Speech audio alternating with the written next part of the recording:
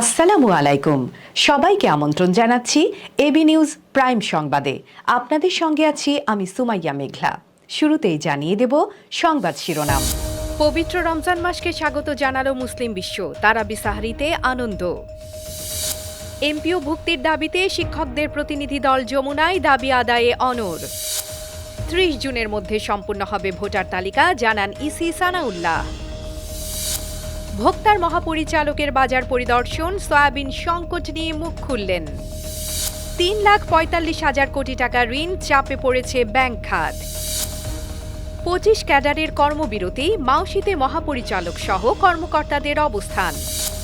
রমজান ঈদ উপলক্ষে ইন্দোনেশিয়ায় ছাড়, কমল বিমান ভাড়া ও মহাসড়ক টোল। নতুন মাইল ফলক গড়বেন কোহলি, পেলেন অগ্রিম শুভেচ্ছা। দর্শক, এতক্ষণ শুনছিলেন শিরোনাম, এখন বিস্তারিত। বিশ্বজুড়ে মুসলমানদের পবিত্র মাস রমজান শুরু হয়েছে। সৌদি আরব সহ মধ্যপ্রাচ্যের বিভিন্ন দেশে শুক্রবার সন্ধ্যায় অর্ধচন্দ্র দেখে রমজান মাসের সূচনা ঘোষণা করা হয়। আলজেরিয়া, মিশর, জর্ডান, লিবিয়া, সুদান এবং তিউনিসিয়া শনিবার থেকে রমজান শুরু করার কথা জানায়। ফিলিস্তিনের যুদ্ধবিধ্বস্ত গাজা এবং অধিকৃত পশ্চিম তীরে রমজান সৌদি আরবের সঙ্গে একই দিনে শুরু হয়েছে। ইন্দোনেশিয়ায় শনিবার থেকে রমজান মাস শুরু হয়েছে। মালয়েশিয়া, ব্রুনাই এবং ফিলিপাইনের মতো প্রতিবেশী দেশগুলোতে রোববার থেকে পবিত্র রমজান মাস শুরু হয়েছে।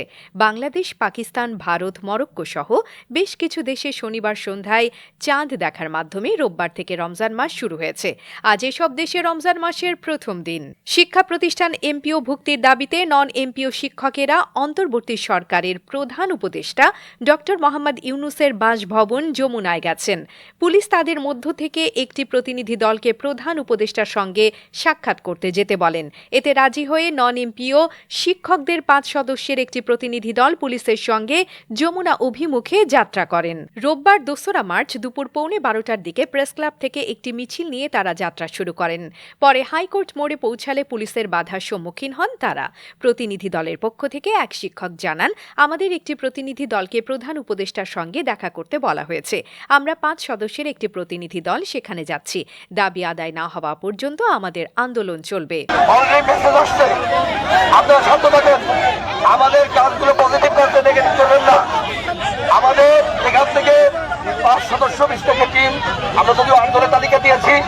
এই যে আমরা ৮ দল শিক্ষক প্রতিনিধি আমরা যমুনাতে যাব। আমাদের মাননীয় প্রধান উপদেষ্টার আমাদের ওখান থেকে আমাদের রিসিভ করবে ইনশাল্লাহ। এখান থেকে পুলিশ প্রশাসনকে বলেছে যে আপনারা নিয়ে আসেন, আমরা ৮ জন লোক ওখানে যাব। নির্বাচন কমিশনার ব্রিগেডিয়ার জেনারেল অবসরপ্রাপ্ত আবুল ফজল মোহাম্মদ সানাউল্লাহ বলেছেন, ভোটকে আমরা যুদ্ধ বা বিশেষ কিছুতে পরিণত করেছি। এটি যুদ্ধ উৎসব নয়। আমরা স্বচ্ছ ও সুন্দর ভোট উৎসব করতে চাই। নির্বাচনে আমরা হানাহানি বা অনিয়ম দেখতে চাই না। তিনি আরও উল্লেখ করেন, ভোটার তালিকার স্বচ্ছতা নিয়ে আমরা সন্তুষ্ট হতে চাই। এজন্য বাড়ি বাড়ি গিয়ে হালনাগাদ কার্যক্রম চলছে।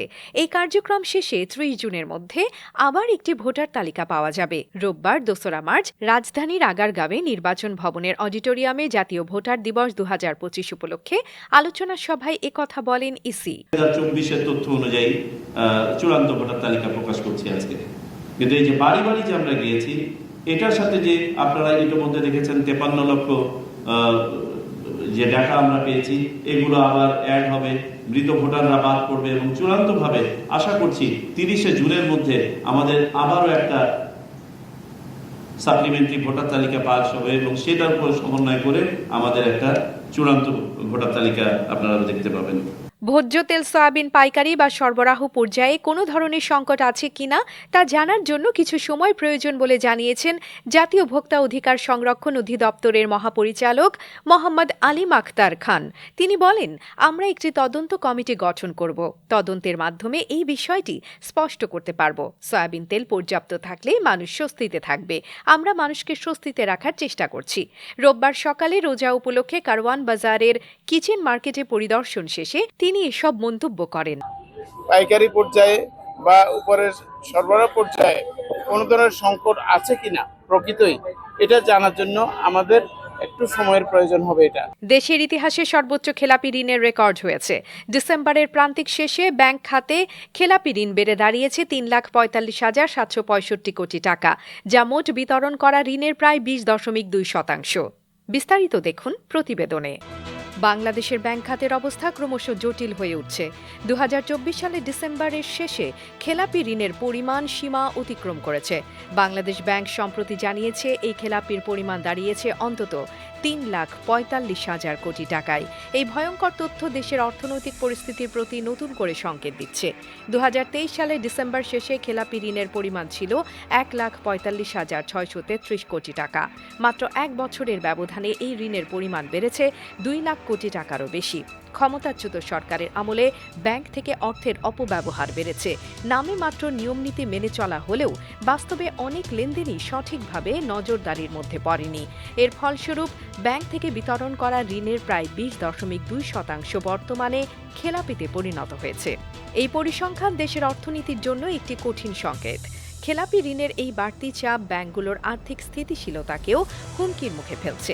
অর্থনৈতিক বিশ্লেষকরা বলছেন, বাজেটের সময়ে ব্যাংকিং খাতের স্বাস্থ্য পুনরুদ্ধার করতে হলে প্রয়োজনীয় সংস্কারের দিকে নজর দিতে হবে।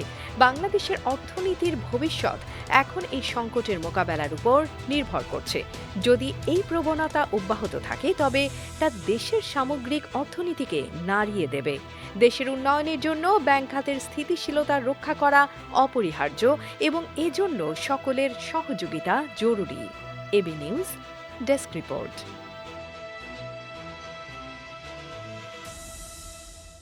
25 ক্যাডারের কর্মবিরতি, মাউশিতে মহাপরিচালক সহ কর্মকর্তাদের অবস্থান। প্রশাসন ক্যাডার কর্তৃক বৈষম্যমূলকভাবে সাময়িক বরখাস্তের প্রতিবাদ ও আন্তঃক্যাডার বৈষম্য নিরসনের দাবিতে আজ রোববার পূর্ণ দিবস কর্মবিরতি পালন করছেন বিসিএস-এর 25টি ক্যাডার কর্মকর্তাদের সংগঠন আন্তঃক্যাডার বৈষম্য নিরসন পরিষদ। এই কর্মসূচির অংশ হিসেবে মাধ্যমিক ও উচ্চ শিক্ষা অধিদপ্তরের কর্মকর্তারা কর্মবিরতি পালন করছেন। বিভিন্ন দপ্তরের সামনে কালো ব্যাজ পরে কর্মকর্তাদের অবস্থান নিতে দেখা গেছে। কর্মকর্তাদের মধ্যে বিসিএস সাধারণ শিক্ষা ক্যাডারদের সংখ্যা বেশি।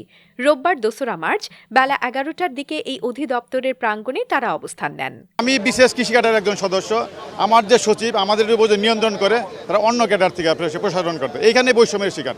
এভাবে 25টা ক্যাডারই বৈষম্যের শিকার। অ্যাডমিন ক্যাডারের 100-র উপরে ব্যক্তি তারা অশালীন ভাষায় ফেসবুকে লেখালেখি করেছে, যার 22 জনের ডকুমেন্ট আমরা উপদেষ্টাদের কাছে দিয়েছি। তাদের বিরুদ্ধে কোনো ব্যবস্থা নেওয়া হয়নি।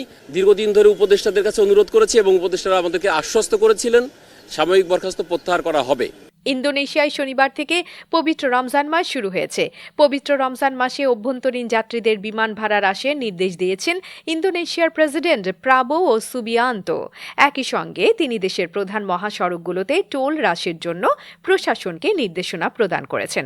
এই সিদ্ধান্তটি পবিত্র মাস ও ঈদ উদযাপনের প্রেক্ষাপটে বিপুল সংখ্যক মানুষের পরিবারে ফেরার বিষয়টি বিবেচনা করে গৃহীত হয়েছে।